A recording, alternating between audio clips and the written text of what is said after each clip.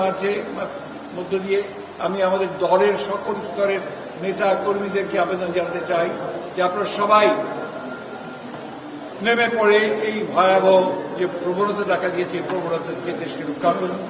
কাউকে সেই সুযোগ নিতে দেবেন না যে সুযোগে দুর্বৃত্তরা বা দুষ্কৃতিকারীরা অন্যের উপরে আঘাত হানবে।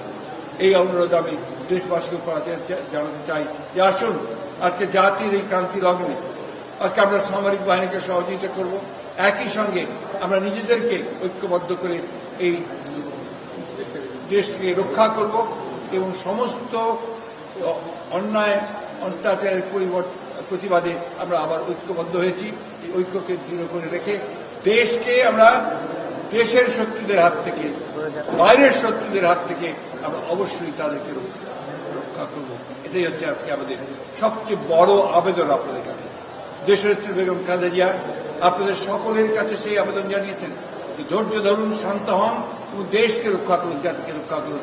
আজকে যে উদ্যোগ নেওয়া হচ্ছে সেই উদ্যোগকে সফল করুন। আবারও আমি আমার ছাত্র নেতাদেরকে, সমন্বয়কারীদেরকে, ছাত্র বন্ধুদেরকে যারা সবাই আন্দোলনে শহীদ হয়েছেন তাদেরকে আমরা আজকে সহযোগিতা করি, তাদেরকে অভিবাদন জানাই। সেই সঙ্গে আমি আবারও এই কথাটা আবার আপনাদের মাঝে তুলে ধরতে চাই যে নেতা আমাদের মাঝে নেই, তাকে অন্যায়ভাবে মিথ্যা মামলা দিয়ে বিদেশে নির্বাসিত করা হয়েছে। আমাদের নেতা তারেক রহমান, তিনি এই আন্দোলনে সর্বাত্মকভাবে সহযোগিতা করেছেন প্রতি মুহূর্তে এবং এই ফ্যাসিস্ট বিরোধী আন্দোলনের নেতৃত্ব দিচ্ছেন। তাকেও অবিলম্বে দেশে ফিরিয়ে নিয়ে আসার জন্য আমরা সব রকম ব্যবস্থা গ্রহণ করেছি। ইনশাআল্লাহ সেটা আমরা সফল হব। আপনারা সবাই ধৈর্য ধরুন, শান্ত থাকবেন, আপনারা সবাই ভালো থাকুন, সুস্থ থাকুন।